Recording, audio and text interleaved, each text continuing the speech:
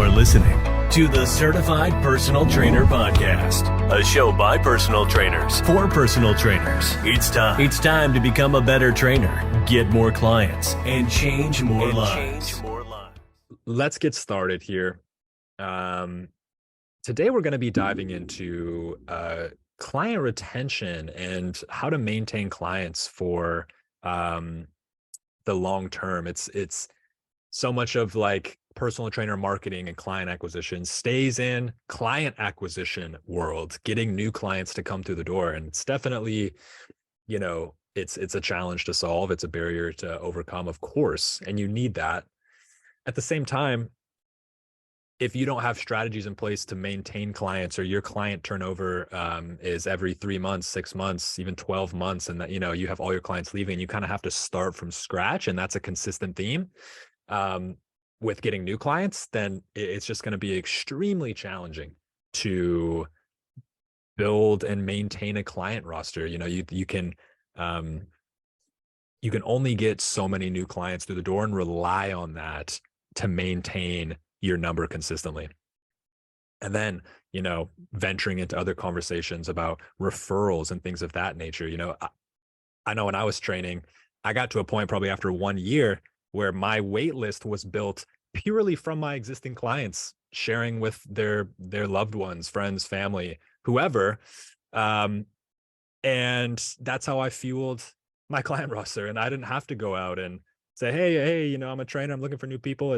I gave my existing clients such a phenomenal experience that then fueled my client acquisition without having to get brand new people. And I think it's a goal to strive towards.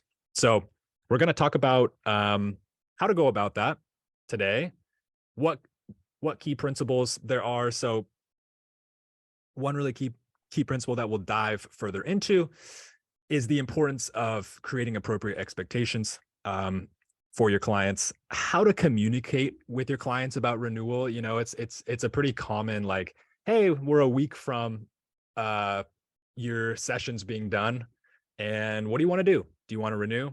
And you want to keep going? Here's what it could look like. Far too late to be starting that conversation if they're a week out from renewal. So we're going to be talking about how can you kind of set yourself up well before your clients even sign on with you, to your client's first day with you. And then, of course, when the renewal time actually comes, that should not be the first time that they're hearing about that. It should be more of, okay, what's the call? What do you want to do now that we've been talking about it for a little bit? And then, of course, to close, ask us questions. And as any questions pop up throughout this webinar, please ask them in the chat, and we will pause and get to them when we can. Okay, so let's start with some key perspectives before we really dive into the meat and potatoes here. So first one, as already mentioned, very challenging to just rely solely on brand new clients coming in. It's simply not sustainable. And we've already talked about that.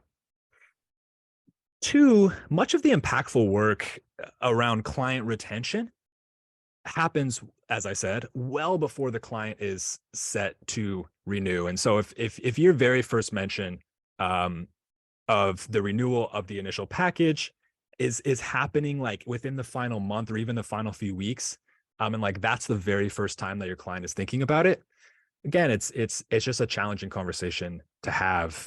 There's ways that we can get ahead of questions and be proactive about these conversations. And even just through sharing our values and principles and ensuring that we're living and sharing those, it can help our clients get in the right mentality. For instance, like, this is not a 3-month venture. No, this is our first 3 months that we're embarking on. And here's how the first 3 months fits into the larger year plan or whatever it may be. And so it can be really easy to just be like, all right, they signed on for a 3-month package. I'm working with them for 3 months. Hopefully we keep moving after that. And of course it's up to the client, but there's things we can control more on our end than I think we're led to believe. And then, as always, if you're familiar, if you've been to these webinars before, this will not be a surprise, but we are going to be sharing principles here, a very helpful mentality to have when listening to this webinar is, how can I take this principle and apply it to my own situation, to my own business? Every single person is different, of course. Every trainer's different. Every client's different. If a strategy or a certain process that we mentioned or whatever doesn't like quite resonate, or there's a small barrier, think like always be having the lens of how can I take this idea? What's the principle here? And have this principle manifest in my own world. That's always the goal. I mean, now we're talking about the goal of education and information in general a lot of times, but super key. Okay. So let's talk about what we can do on day one or even before we sign on with a new client. Let's talk about before a little bit. And so we're venturing in a little bit to how are you positioning yourself just as a trainer in general? We help a lot of coaches work online. And so a lot of our coaches are posting on social media and portraying their values and personality as a trainer through their content, which in turn attracts people that resonate with that and attracts their people. And so one of the things that we often help people with, and I know Sam's helped people with in our mentorship, but is ensuring that these values that you want to communicate in your content, you're clearly communicating them and attracting the right people. And so one of these things might be, hey, fitness is not a start and end date venture. Fitness is not a like, well, as soon as I lose the 10 pounds, then I'm good. And I can stop thinking about it, or whatever, a mentality that a client may be in. Sharing these things publicly and attracting new clients from the foundation of these values and principles is actually really key. Or it can help a lot, because then when you sign a new client, they're more likely to be like, they're more likely to share your mentality around those things. And they're more likely to already have heard from you, like, fitness does not have a start and end date, blah, blah, blah. And they're just more likely to be more receptive to this idea and already like be looking through that lens. One of the things that's so challenging about bringing up renewal and stuff like so close to the time is we have no clue what they've been thinking for the past 2 months. I mean, hopefully we do, but we don't know, how they're thinking about the future. We don't necessarily know, we should know how they've enjoyed the experience, but there's just so much left up to chance. And when the mainstream fitness world is how it is, lose 10 pounds in 10 days, here's how these actors got shredded in 2 months or whatever it may be, we just don't know the mentality that our people are going to be in. And so the more that we can portray and convey this mentality in our marketing, just raises the likelihood that your clients are going to come to you in this state of mind and understanding this like longevity approach. But Sam, I'm curious your thoughts on that, like with some of the people you've worked with on the social media front, how sort of like how you've helped people convey that value. I love what you just said, because I also like everything that you just kind of said reminds me of what I wanted to mainly talk about today. And that's like how we should help them set goals from the beginning. Mm-hmm. Because I think a lot of people, I mean, y'all have to remember, people hire a personal trainer most of the time. Not most of the time, a lot of times they are beginners. They don't necessarily understand working out, training, nutrition, lifting weights, being in a gym. They don't understand it the way we do. So I think from the start, having this like open communication, but also this way of goal setting and the way that we do it, and helping them understand the way we do it, I think in return will cause their minds to be more similar to ours when it comes to goal setting and renewal processing and all of that. So I really like what all the points you just made. I really appreciated and they resonated with me. In terms of working with coaches here, I think in general, a lot of people think, how can I get as many clients as possible? A lot of people don't think, how can I keep as many clients as possible? That's what I have seen. I think it's you get a high when you get a client. It's a very good feeling. It's a very rushing feeling, but it's easy once you get that client to kind of get comfortable and then not forget about them. But it is easy to be like, okay, now that I've gotten them, I can maybe put in less work or want to get more new clients, right? Yeah. Rather than how can we keep them? How can we help them create goals that aren't a 1 month time span? They're a year time span, right? How can we do this? We talk about this a lot here at Fitness Mentors, and I really do think this is where putting the personal and personal training really comes alive. Obviously we want to always try to keep it professional, but building your clients' trust up front, right? So building trust and helping build that personal relationship with them and learning about their goals and helping them understand their goals, I think is where this can really help us in the long run.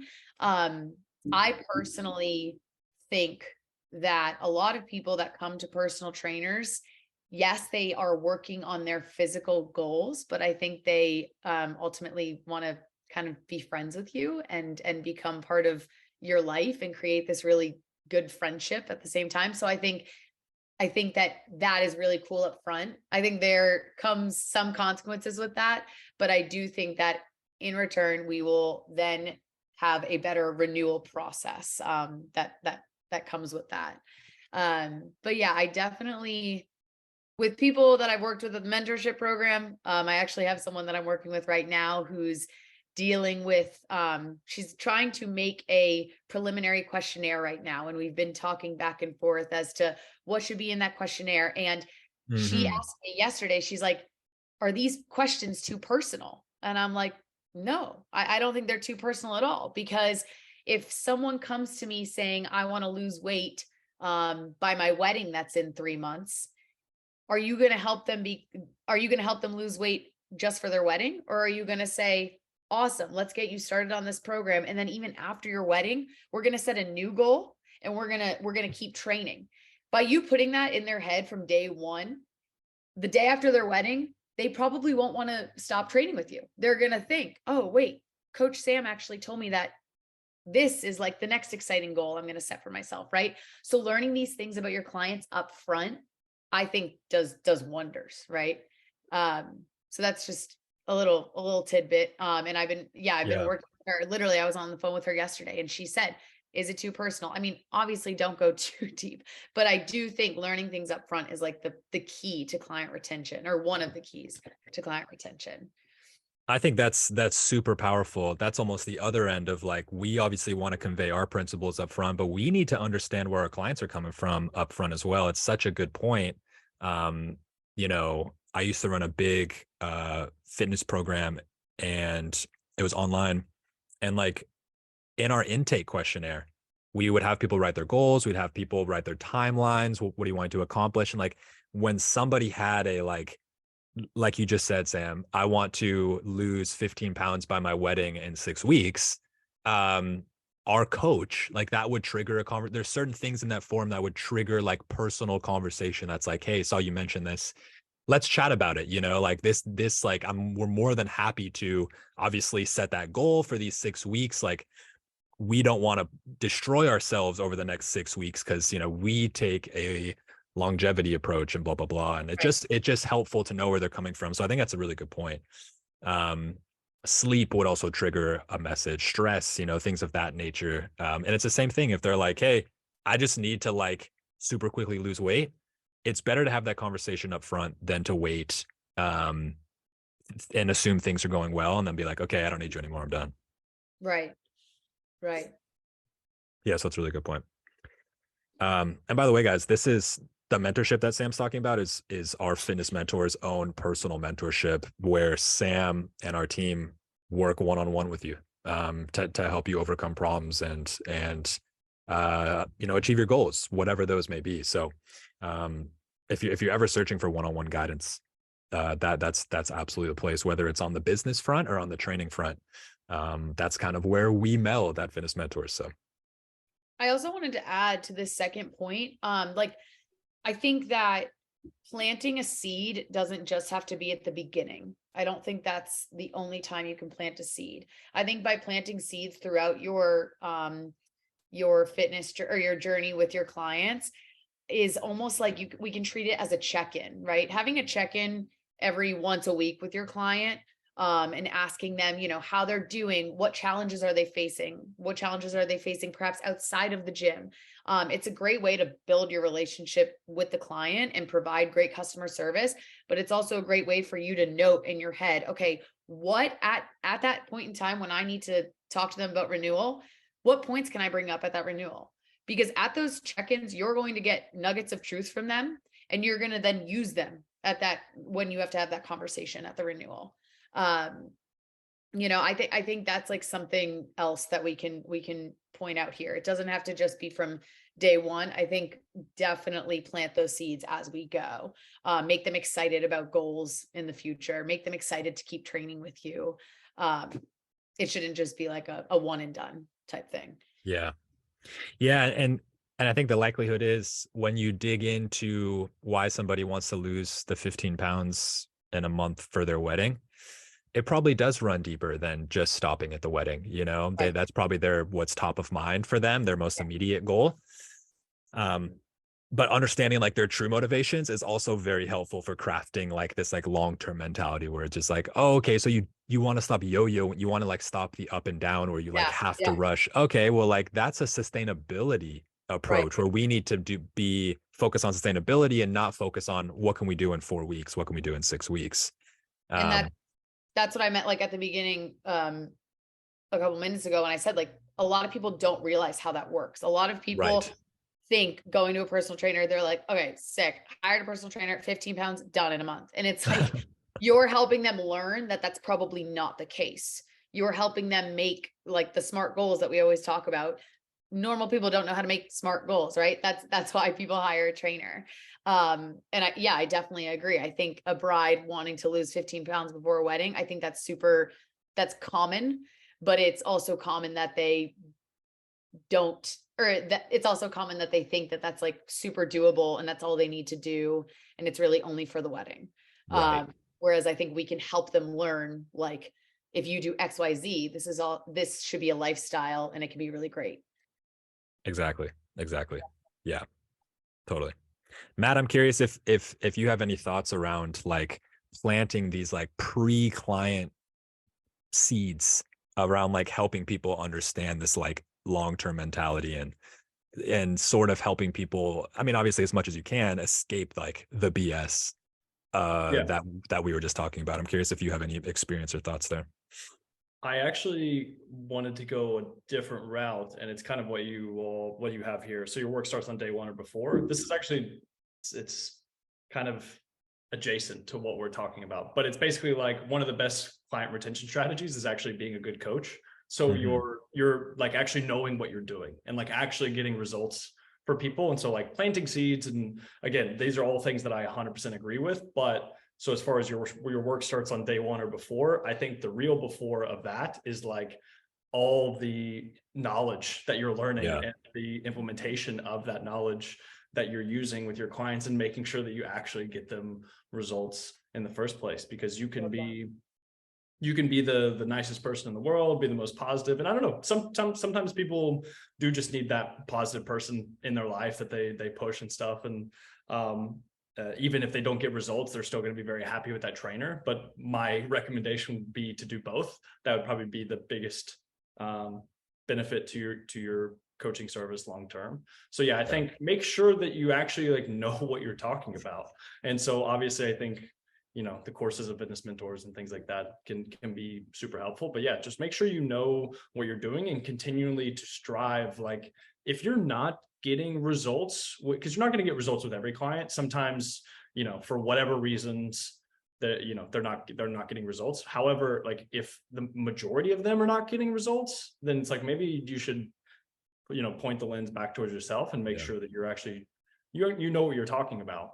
And so I think having that kind of learning mindset and that beginner's mindset is huge, and making sure that you know what you're doing, and then keeping up with that and maintaining that title of like professional as you go on. Because you have to, I don't remember who said it, but it's like you have to keep earning that title. You have to keep earning the title So like I'm a registered dietitian or personal trainer, that stuff. It's like you have to keep earning that title over and over again.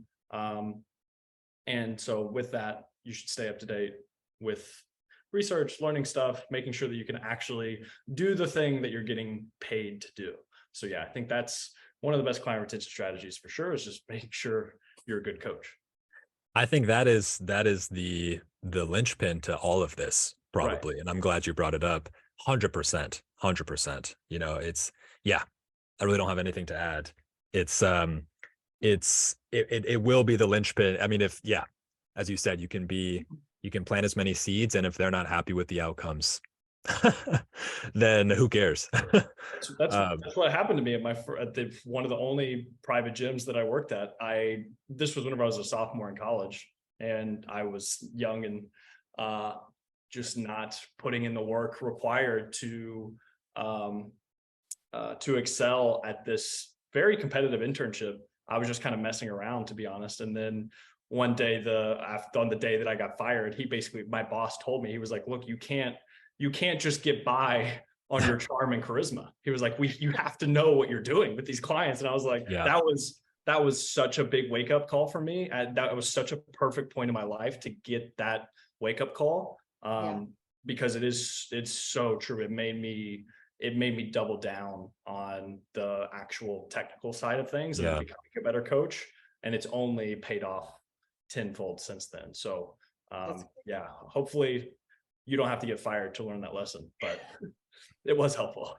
It's such a good point, because, you know, the art of coaching is a lot of where the conversations are lying these days, and rightfully so, I think. But the technical side of coaching has to be at a proficient level.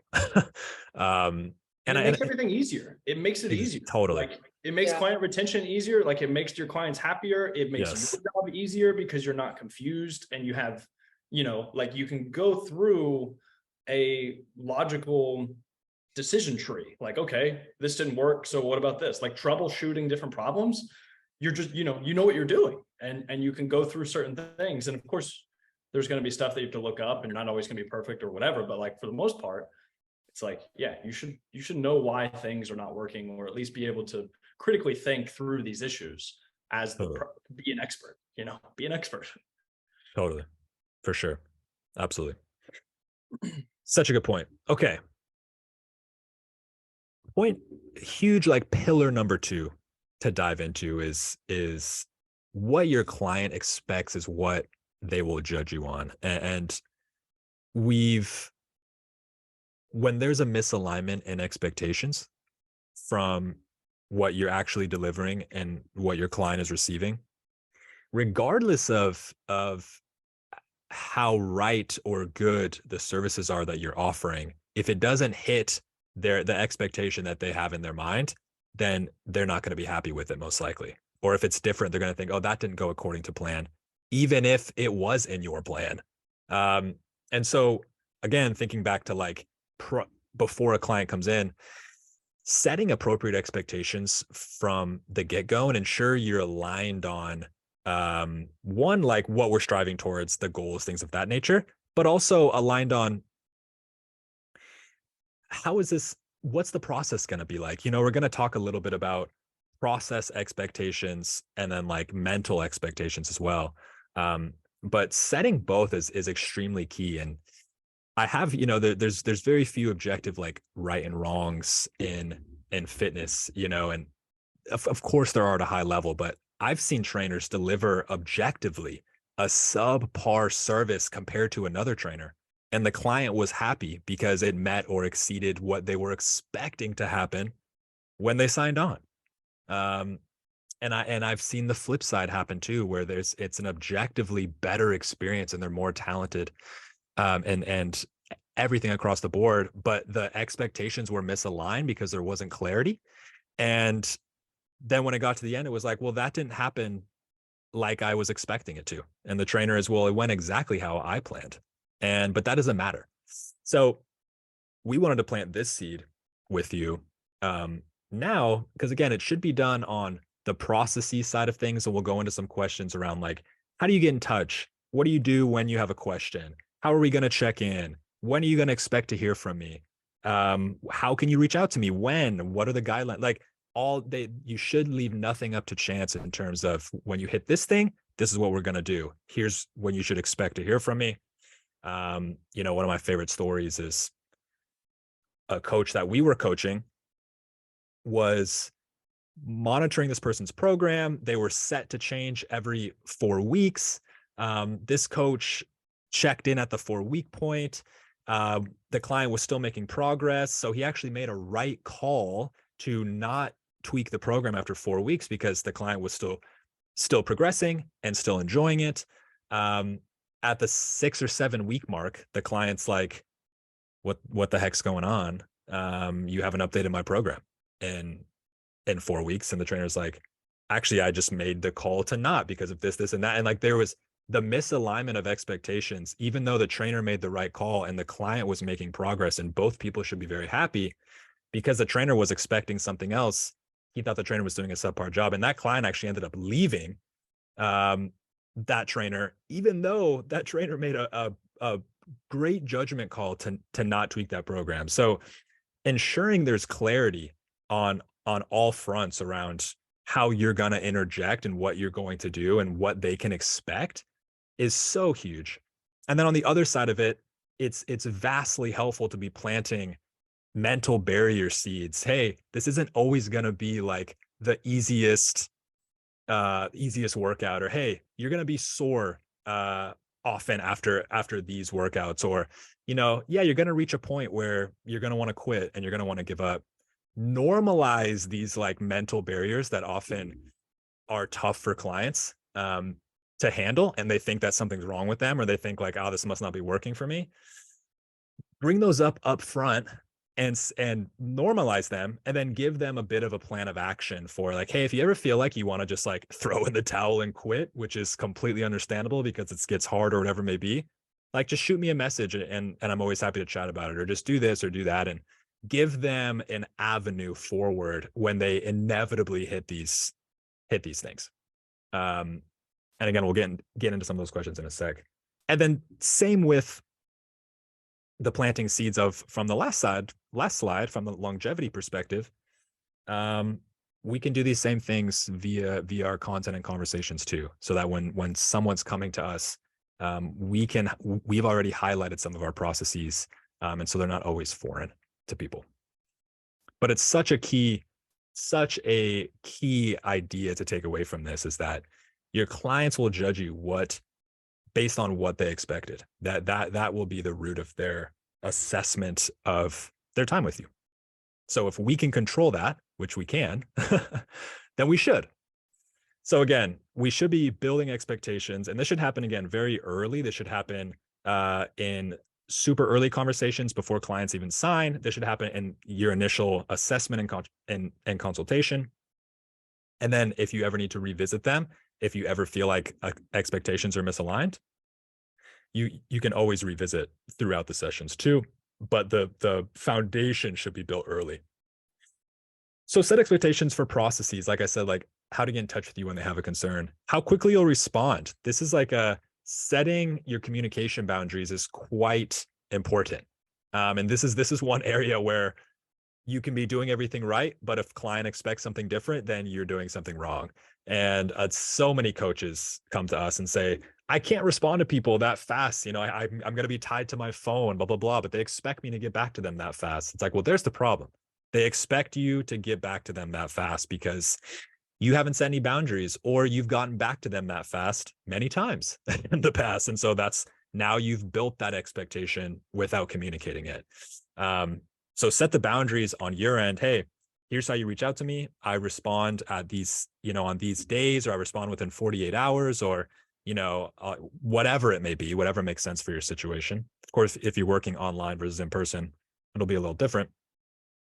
But regardless, the main point here is have the boundaries and be sure that you set them appropriately with clients. Because if your client thinks he's going to get back to me in 48 hours or 72 hours, and then you get back to them in 30 hours, you over-delivered now. That's beyond their expectations. If they expect you to get back to them in 6 hours and you get back to them in 24 hours, Now you've under-delivered, even though objectively you got back faster to this person than you did the other person. So, yeah, and like, what if they need an answer faster than you can respond? Give them the tools. Hey, if I'm not available, if I don't get back to you in this amount of time, go to my website, go like, here's really good resources. Here's your program that you can access, whatever route makes sense. How often you'll update and review their program, let them know what's coming. Hey, every single 4 weeks, this is what I do. This is what I'm looking for. This is what you're going to hear from me, what questions I'm going to ask, things of that nature. These two are the exact same. And then how often you'll assess them. And this list could go on and on. Essentially, leave no stone unturned in terms of how your process is going to go. You should feel really good and clear that they understand your process. I was going to say as well as you do, but just they are aware of every milestone and how this situation is going to work. And then on the barrier side of things, what if their weight goes up or down? This is something with clients that's like, I gained 2 pounds today and I'm trying to lose weight. Like, this must not be working. And like, they spiral out of control because they don't have the tools that we have. And they don't know that, of course, that's normal for your weight to fluctuate by a pound in a day. That's not the end of the world. We need to focus on trends and things of that nature. But like, planting these seeds early, what to do if they're struggling with an exercise? What if they really hate something? What if something's really, really hard? How do you notice different kinds of progress? This has been a really like valuable expectation seed, is like, hey, you might not see physical changes for a month or whatever it may be, but be noticing certain things like how well you're sleeping, be noticing certain things like your energy levels. Are your clothes starting to fit a little bit better? Are you feeling better when you wake up? Like, plant those seeds, get those in their mind early so that they're not so wrapped up in, well, I lost weight or I gained weight this week, because in our minds, we're like, who cares? But in their minds, they're like, this is the end of the world. So again, if we can get ahead, and it kind of goes back to Matt's point of being the expert, we're the expert. So we know that these things are very common in clients. And so if we can get ahead of them, especially if you're listening to a client and you're hearing them talk about certain concerns that they have, it's such a good time to be like, your weight might go up during this process. If we weigh ourselves every day or every week or whatever, it's possible that your weight stays the same, or it's possible that you see an increase if we're looking at a small sort of subset of the weight. But that's completely normal. Here's why our weight tends to fluctuate: water, sodium, sleep, carb, and here's why we need to be focused on trends. And, maybe that's why I don't like to weigh every single day, because it's not, if it's going to do something negatively mentally to you, then that's not worth it, because physiologically it's actually completely okay and natural for that to happen. So I don't want you to, be stressed that that's happening at the same time. Whatever it may be, but like, normalizing these things is super key. Okay, I'm going to stop talking and pass it to Sam or Matt to see if you have any like expectation setting thoughts. I just wanted to add in, I don't know if this will resonate with anyone viewing today, or someone that's listening to the recording, but I definitely made the mistake when I started my own LLC training people a couple of years ago. I definitely made the mistake of not setting proper boundaries when it came to the communication side of things. Yeah. I think personally, I was pretty good at setting expectations with our training sessions and any of the logistical side of things. And when it came to what they could expect in 4 weeks and how they were going to retain water, like, I thought of all the training things, but what I didn't think about was myself. And I think this is a huge thing that, especially with trainers that are new and they're fresh and they're just wanting clients and they're wanting, people to pay them for their services, right? It's a very simple and easy concept to be like, no, I can talk all the time. Whenever you text me, I'll answer you. Like, that's golden. I definitely am someone who did that. And so I just wanted to put out there that it is not too late to set boundaries. If you are viewing today or listening to this and you're thinking like, oh, well, shit, I didn't do any of this, it's not too late. I think that staying in control of your business and staying in control of your services and respecting your own time and setting these boundaries, it should happen in the beginning, and that's ideal. But perhaps, maybe you're feeling like it's a little bit too late right now. It's not. These conversations can always happen. A written agreement can always be emailed to your client, whether they've been your client for 2 weeks or 6 months. It's your business. You are the one providing a service. So absolutely, if you need to put up some barriers or set new restrictions, maybe you did have boundaries set, but you're learning those don't work for you. I definitely think it's never too late to do that. And in the long run, it causes them to honestly respect you a little bit more, I think. I think people oftentimes respect boundaries that are set. And if they don't, then perhaps the client's not the right one for you, right? But I just wanted to definitely put out there that I have been in those shoes. But to be done with any guilt that comes with boundary settings, don't let yourself feel guilty. Office hours are a great thing. Having office hours where people can reach out to you, that's always a good option. Having set days that they know, you can't talk to them. And if they need to talk to you on that day, to shoot an email, things like that, I think are good ways to get through that. But yeah, I just wanted to put that out there. So key. And I mean, it can be, I've dabbled with multiple structures all the way from like, here's when I'll get back to you with like high quantity of like online clients, all the way to like, I get back within 2 days, and then I kind of just like build my systems internally where I'm like, okay, each day at the end of the day, I just check the messages and respond, or, there's so many different types of systems that could work. But I mean, it's such a key point that like having those boundaries is key and communicating those. Yeah. And one way you can do this, and we kind of just pop this in at the bottom, is, and I think we all do this, but is like you can put all this information in a really nice welcome packet so that your client can have these resources available to them, including all of these things. Just a whole, like, if you ever have a question about something, you can refer to the welcome pack, and that has all the information in there.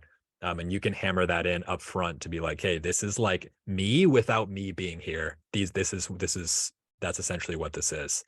And of course, they're not going to just live in that and look at that all the time, but it's helpful for them, at least when it's like, I haven't heard from him in a day.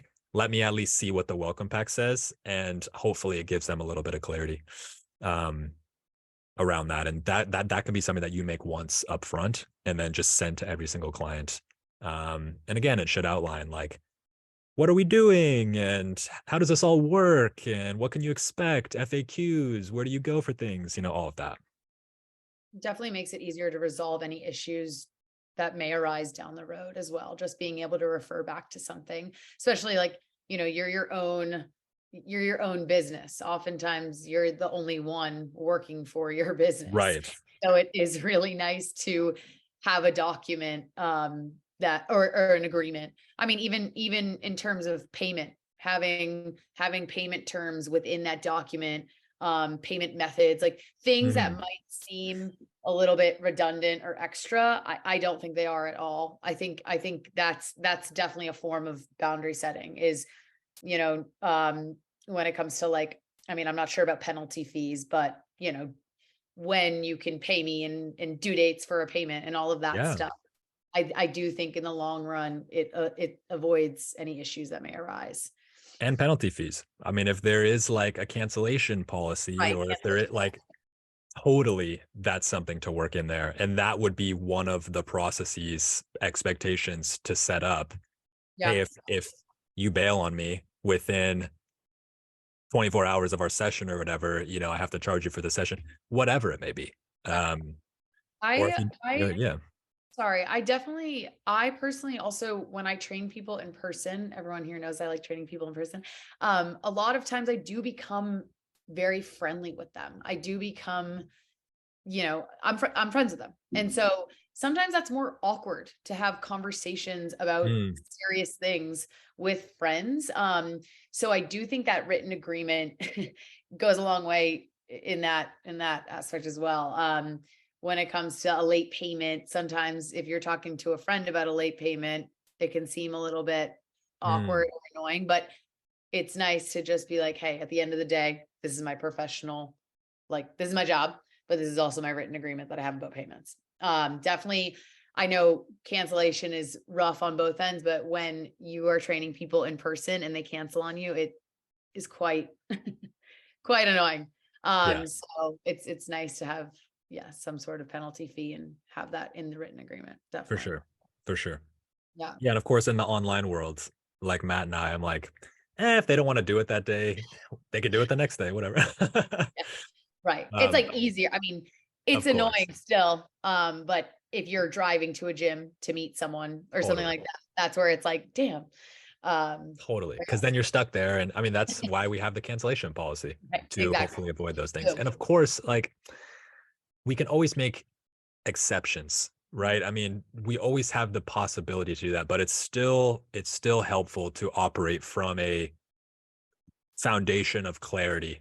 And then we can make exceptions. Hey, I got in a car accident on the way over. Hey, I just learned of a passing of a loved one 4 hours before the session. Oh, absolutely use your best judgment on that. and when you talk about, I know Alex, you talk about this a lot, like over delivering and under delivering. Like you would much rather be over delivering. So when Yeah. things are going really well and you can answer someone when they text you right away, Great. then yeah, like that's great. If it works for you, it's great. That's the Um, thing. If somebody cancels on you within 24 hours and you have a cancellation policy of 24 hours in place and you let it slide, you've over delivered for that person. If right. you don't have a cancellation policy in place and they call you 4 hours prior to the session and you let it slide, now you're meeting expectations. You're not over delivering anything. You're just like, oh yeah, sure.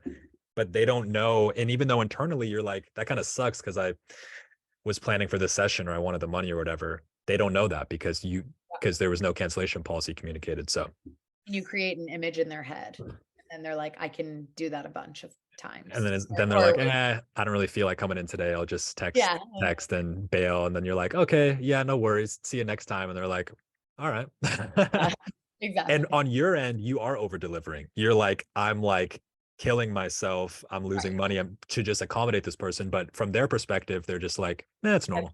yeah. This is just how it goes.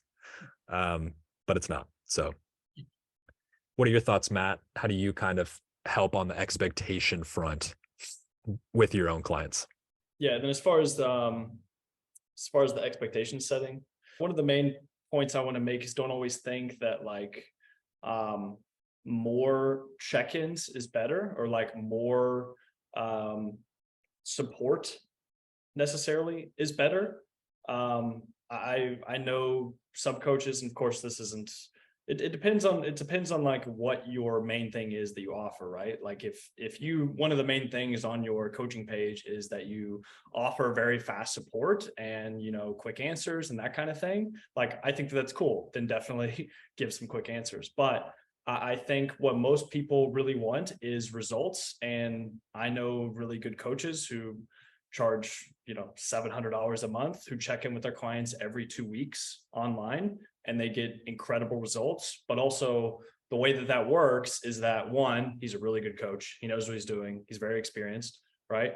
But then two, he states it very clearly multiple times, like before they sign up, after they sign up, and then he is extremely reliable as the service goes on. He says, no matter where I am in the world, no matter what I'm doing, I promise you, if you check in with me at the expected time that you're supposed to check in with me, you will get a response from me on this date, right? So like 2 weeks later.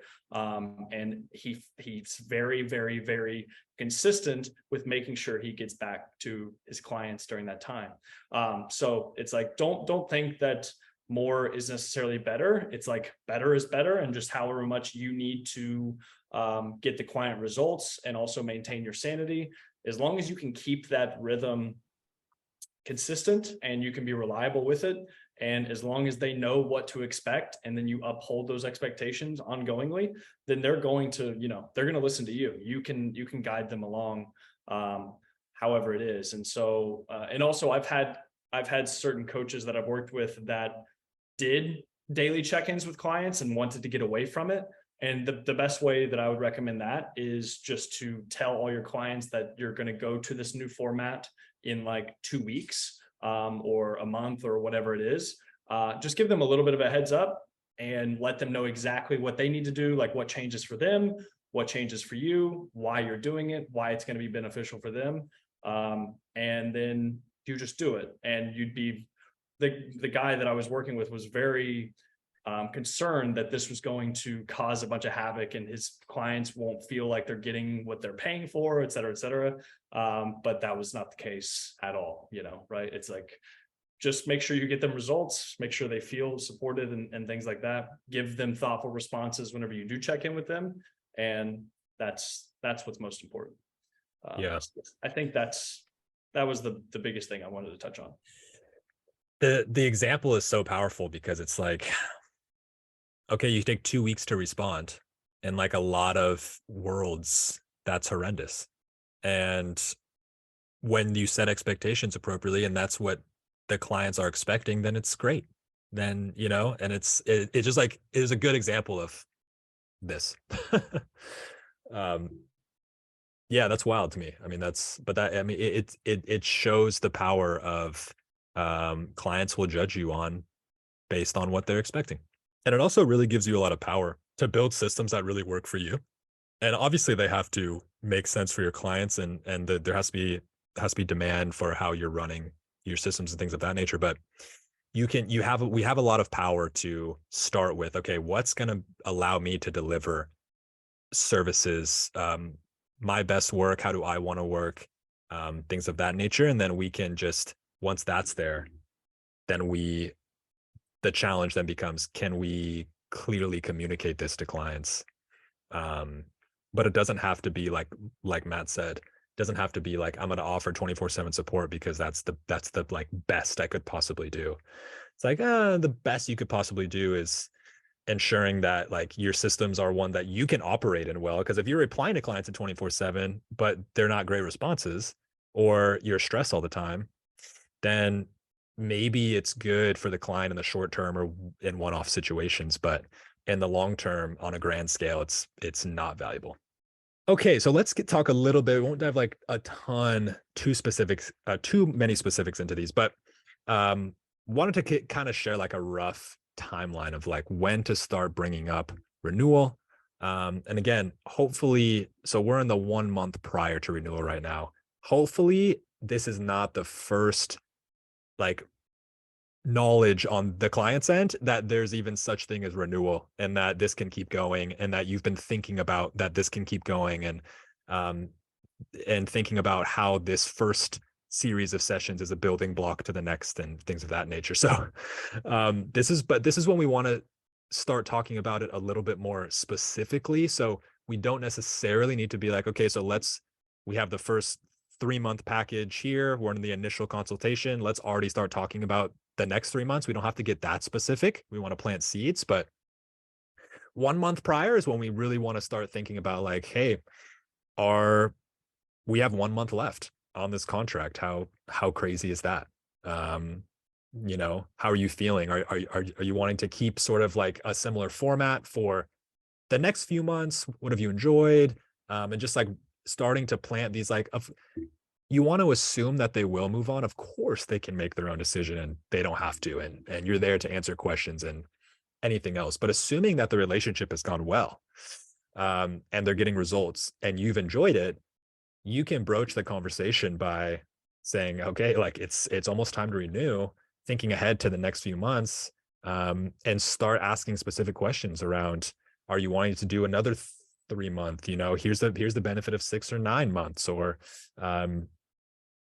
do you my thought was we start focusing on hypertrophy a little bit more after these, because I know you want to do X, Y, and Z. And so we can, for the next 4 months, move into like more of a hypertrophy phase and just start talking a little bit more specifically. One, it shows that you're paying attention, you care, you know how much time they have left. And you're not necessarily saying, hey, do you want to renew? Because that's a tough question for them to answer. Hopefully people were like, yes, I love you so much, let's renew. But it's more of, again, we're the experts, we're going to be guiding them through this conversation and letting them know, okay, here's where I'm at, here's the situation, here's the questions I have, where are you at, let's start this conversation. So at least you can frame their thinking, as opposed to just being like, hey, let me know if you want to pay me more, and we'll get another 3 months on the books. Again, we're sort of like leaving it up to chance how they interpret that. So the more that we can guide and control, the better. And it should start about a month prior. Now we're a week prior to renewal. And this is where it gets down into, okay, what's the decision? Hopefully you've had a conversation about questions or concerns. Now we just need to figure out the specifics. And this is often where a lot of objections start to pop up. And they may come up in the month prior as well. But really when it comes down to like, all right, we got to make a decision. And hopefully, there's several clients when this conversation is brought up where this won't happen, where they made the decision. They're like, oh yeah, that sounds good. Let's do that. And then you just sign the renewal at the end of this session that you have this conversation. Boom, perfect. And then you don't have to think about it again until the next 1 month prior to renewal. But for some clients, when you plant this seed, they're like, yeah, lots of good things to think about, whatever. And then once it gets down to like, hey, week left, how are you feeling? This is often where the objections start to pop up.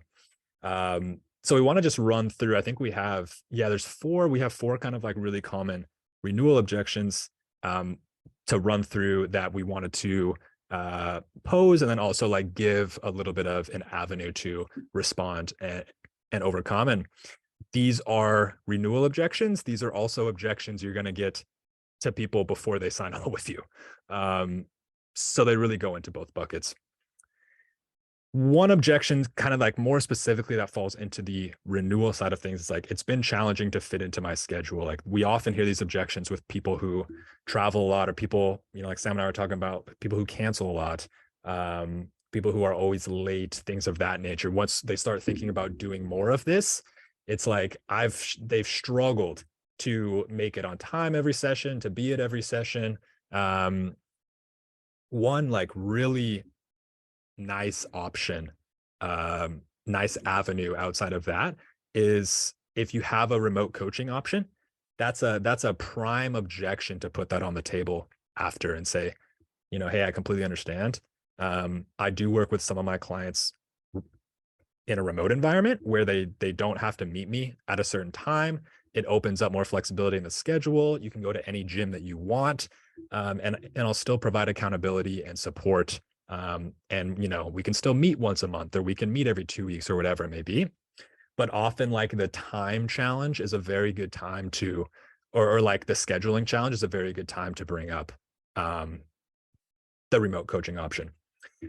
The other more like kind of meta side to this is, it's possible that they're just really busy in the schedule. It's possible that they've been not showing up to sessions, or they've been late to sessions, or they've been canceling for other reasons too. So it's important to consider that if you get this objection, and dig into like, maybe they are not enjoying the process. Maybe they kind of dread coming to these sessions. And if they say like, oh, I just like don't know if I can work it into my schedule, which this is like a similar thing with too much money too. Sometimes it's helpful to dig into that a little bit, because that could be masking something else.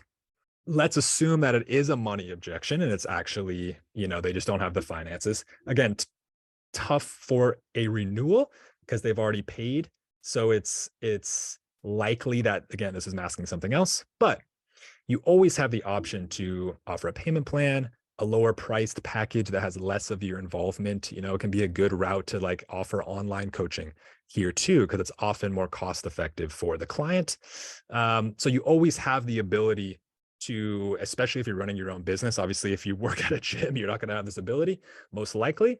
But if you're doing your own thing and you're independent, you always have the ability to make exceptions and to offer plans, or to say, hey, it usually includes this, but like, I'm happy to take that away and like offer you this package at a lower price. You don't always have to just discount your same services at a lower price point. There's ways to be creative and craft packages that are more cost effective for the client, but are also less involved for you. So you're still getting paid what you're worth. With that being said, once this objection pops up, it can be very challenging. It's a very easy out for a lot of people, especially if it's in a renewal environment. Because as I said, if they have paid already and now they're getting to the end of the 3 months and we're talking renewal and they said it's just too much money, what they're saying there is, I'm not getting the return for the money that I was anticipating. It's not worth the amount of money that I'm paying to do this. And so again, that's something to dig into and learn and understand. But if that is popping up a week before renewal, it's tough. It's a tough conversation to have. Especially if the payment plan or the reduced services or whatever it may be is just, if that's hitting a wall and that's not really the root of the problem here, and it's more of like, actually, I just didn't think it was worth it. And they wouldn't say this, but I'm just saying that it's too much money, which is quite common. They don't see the value. Something to ask questions and learn about and overcome if you can. But some of these cases might just be live and learn and cut your losses. Another really common one is like, hey, this was really common in running the online business, was I'll come back after a few months after I do this.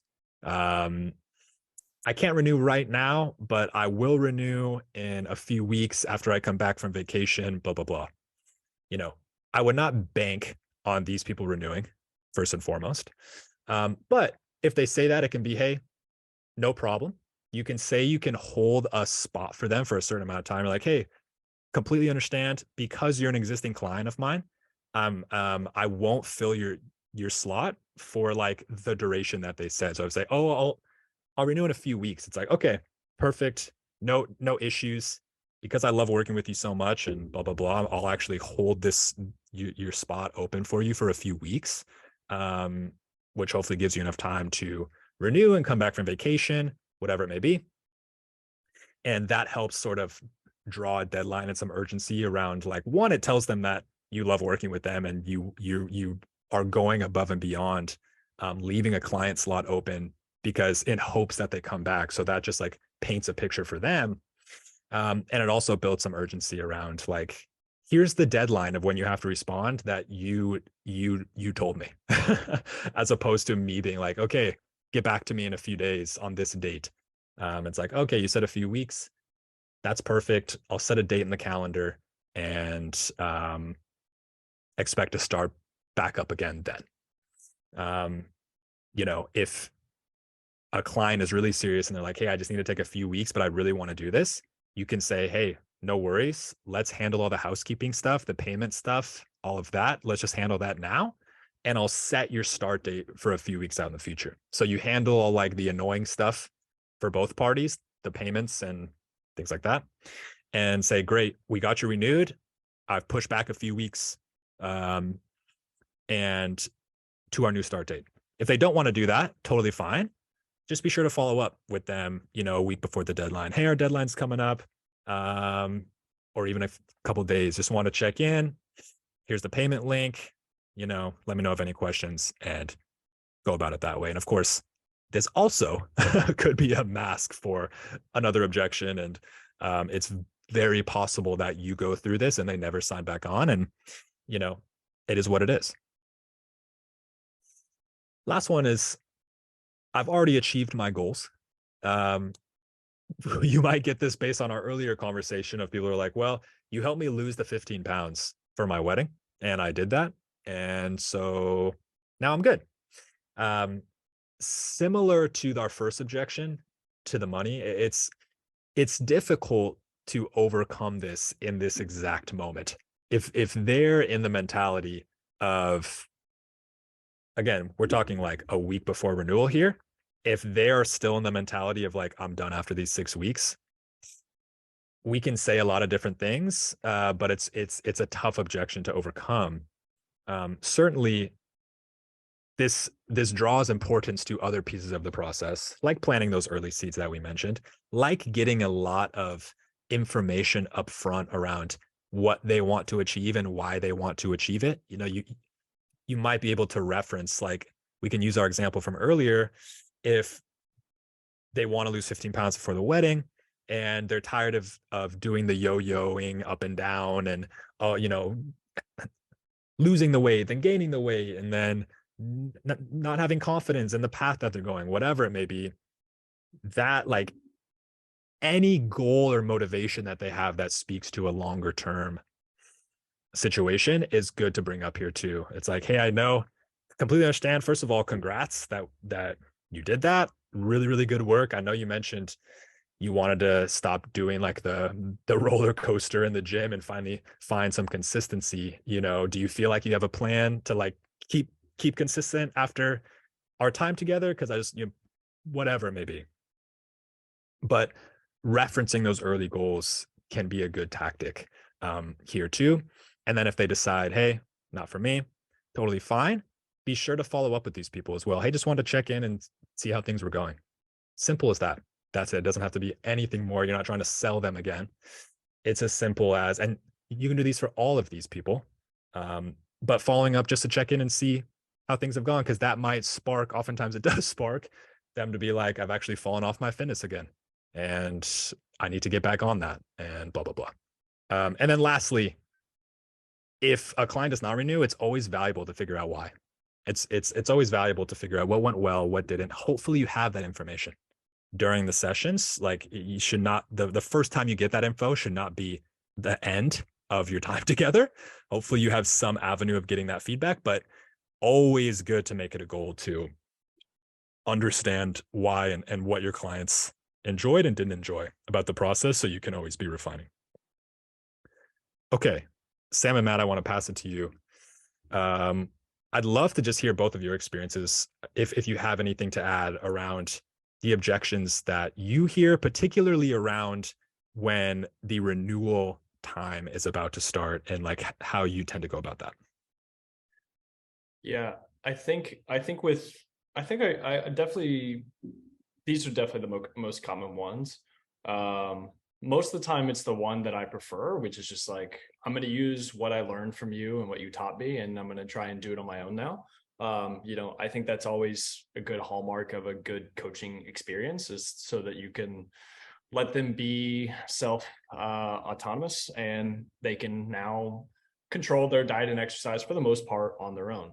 I think that's huge. I think that's the one we should always strive for. But then, of course, there's always, you know, there's money. That would be the other one. It's like they have they have a wedding coming up, they're moving, you know, some kind of big life event is coming up, kids, whatever it is, you know, and that's fine.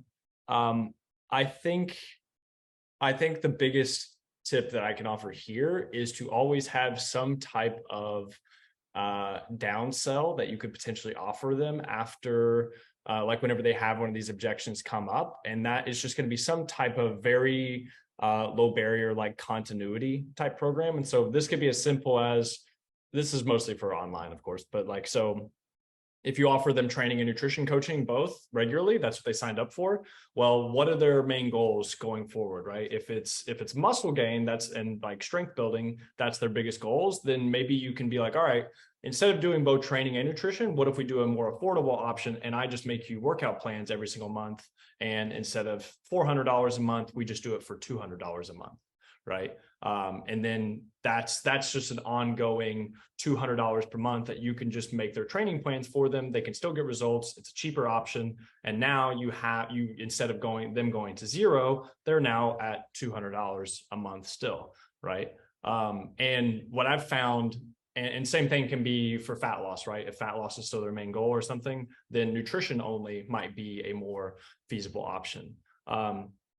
And you can do the same thing for $200 each. And what I've noticed with these is that, one, it's easier to sell those because maybe they do still want to keep working with you, but they don't want to keep paying as much, or maybe they don't want the full package. And so you offer them kind of whatever they need. This could also just be like an accountability check-in. So instead of checking in 4 times per month, so every single week. What if we just did 1 check-in per month, and that was like an hour phone call, and that's even just like $100 or $150, right? Because that's still better than 0. And if you're, 1 hour per week or 1 hour per month with this person, that's going to be ideal. So instead of all these clients that typically go to 0, if you can offer them some kind of downsell and continuity thing based off of their goals, I've found that this can make you an additional so much more money, and also still be in contact with this person, still help this person on a much longer basis. Because then they just kind of see it as like a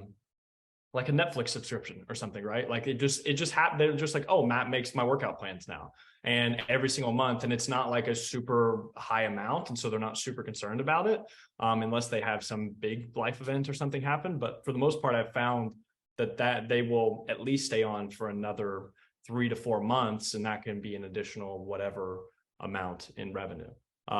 So it's kind of a win-win all around. So have whenever they're like, oh, I want to end things, and if you do, if it's not in these other objections, be like, well, I know your goals are this. We were thinking about heading this way. We can still, for the most part, reach this if we only do training only, or we just do nutrition only, or we just do the accountability side of things. And you can kind of create that package for them, and it's not going to be tons of extra work on your end, and it's going to be cheaper for them as well. And so I've found that to be a good happy medium, as opposed to just sending them. And of course, some of them are going to say no, and you can send them on their way there too, and that's okay. But I've just noticed for retention, this can make you quite a bit more over time. Yeah, it's. I think what that also shows as well is you're thinking about their goals and how you can reach there, and you want to work with them. But Sam, I'm curious what you think. It's absolutely, I think I couldn't agree with him more. And I think you are expressing to them, like if they, for instance, said it was too expensive, by having that lower option, it will show them that you care. And at the end of the day, ultimately, that is probably what your client wants to know the most from you, is that you care about them.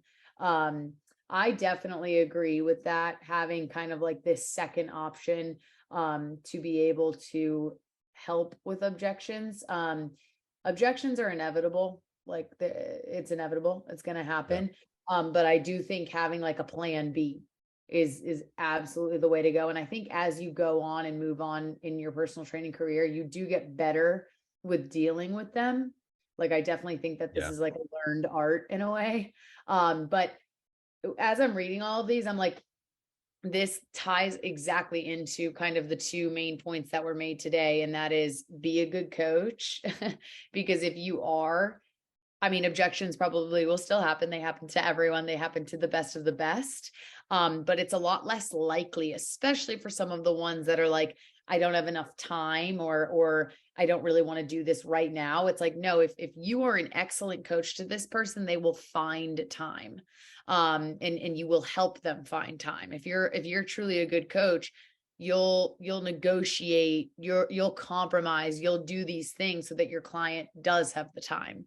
But then the other main point that I think we've said a lot, and this is really, I think what it comes down to, is having those check-ins or understanding what your client's going through at all times, and understanding where they want to get to, and helping them understand where they want to get to throughout your relationship with them.